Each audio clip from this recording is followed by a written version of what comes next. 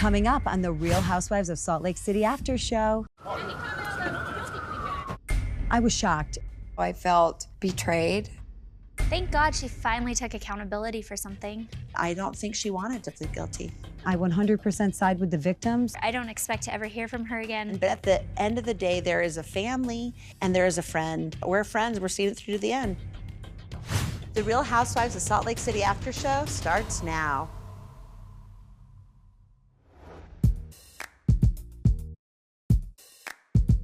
What were you thinking when Jen changed her plea? I was shocked. I felt betrayed. You're gonna go to jail for 11 years?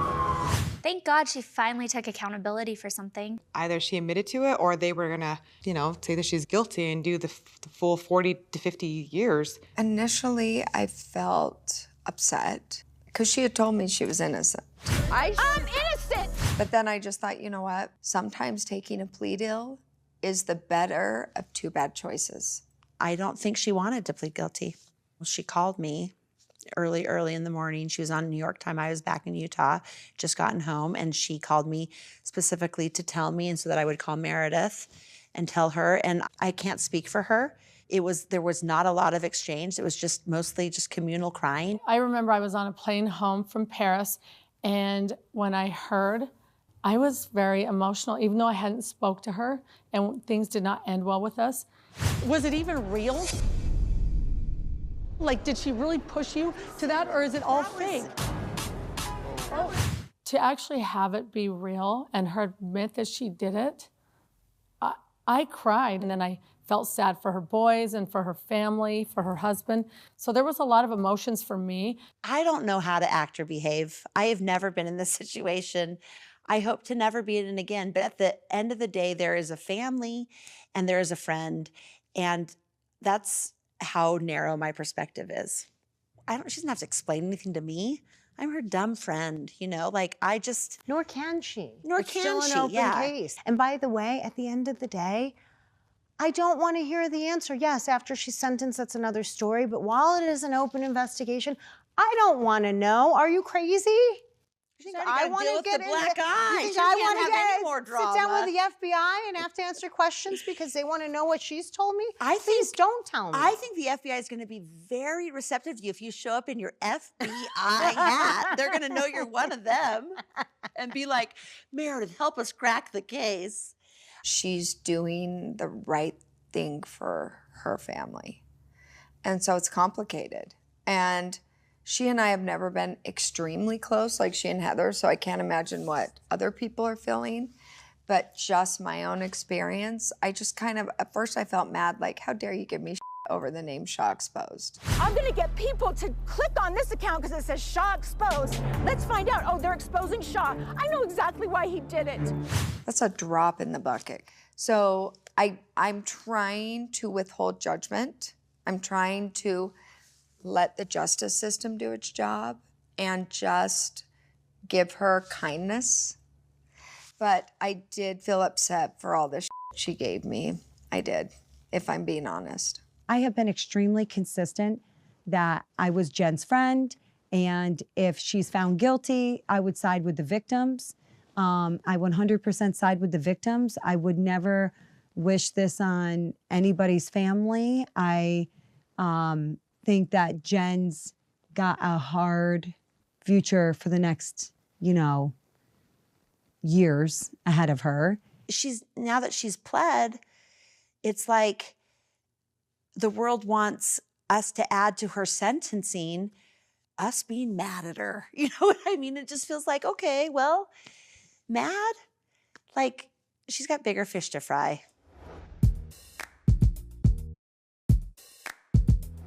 After you leave New York, Jen changes her plea.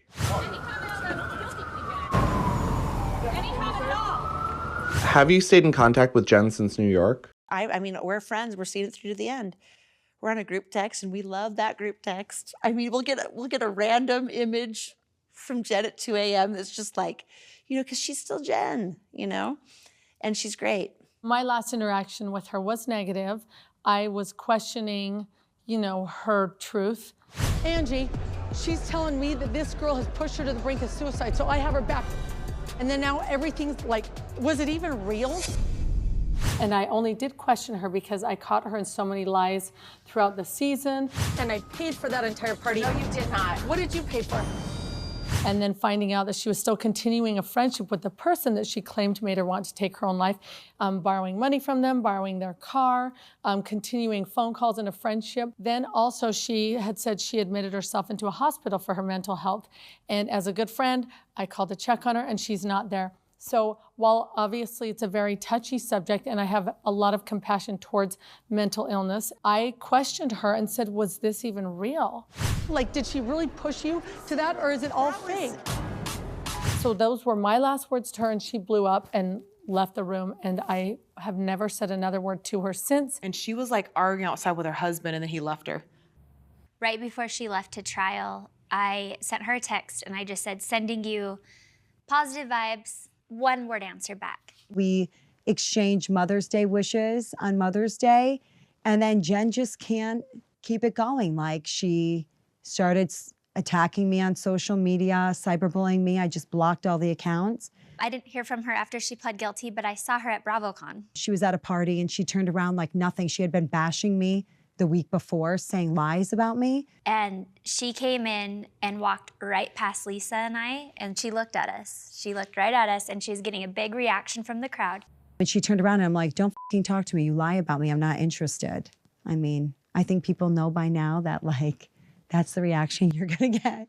And I don't know what got into me, but I stood up and I went up to her and I just said, Jen, are you really gonna walk past the people that supported you? And I gave her a hug and she goes, you know you have the most fun with me. And I was just like, then she started dancing. So it was just a very brief interaction, but I just felt like I needed to call out the fact of like, are you really gonna look at Lisa and I and then walk right past us? Keep like, walking, huh? That's not cool. Like we've supported you way more than these people that you're hanging out with now. I don't wish any harm on her. I hope her and her kids are doing amazing. I just think that, like, it's same old Jen, and I just couldn't, like, I'm like, you can't keep torturing someone and saying horrible lies about them very publicly. I just was surprised her focus was on that instead of on more important things. I don't expect to ever hear from her again or talk to her again. If she reaches out, I'll probably respond. I don't know, but probably best to just keep my space. She has bigger things to worry about, and that's the thing. I don't know why Jen is still cyberbullying all of us when she's facing sentencing and not gonna see her children for some time. Like, I can't wrap my brain around that as a mother, and I'm just gonna leave it at that.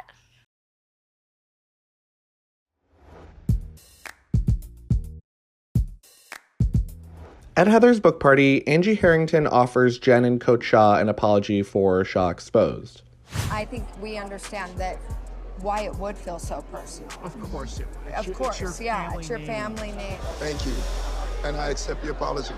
Well, I mean, it's ironic that she's just apologizing to Jen. It's like, why don't you apologize to me for all the lies you've been spewing about me and fabrications that you've made from casino night? I got a call like 5 hours later from the caterers, and they were like, we have to pull out.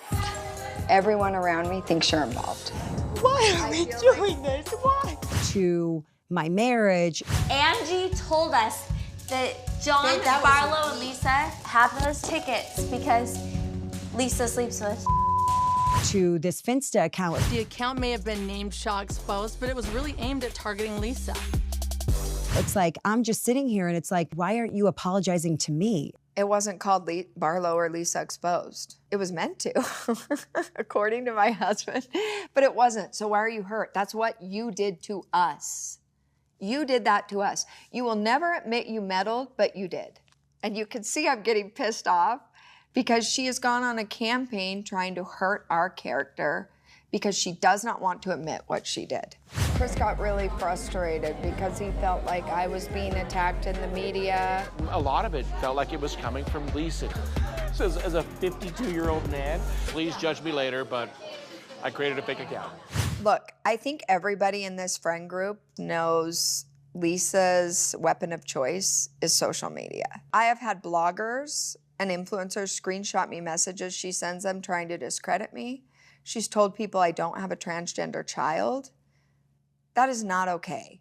So it felt very hypocritical. Have you gotten any sort of apology from? No, I have not. Just more negative comments, more negative things being said about me and my family. I mean, I just think she's very insecure. And, you know, it's kind of desperate at this point. I said to her at Ski Day, I'm not interested. Why would I be interested? Angie, to be honest, I'm not really interested.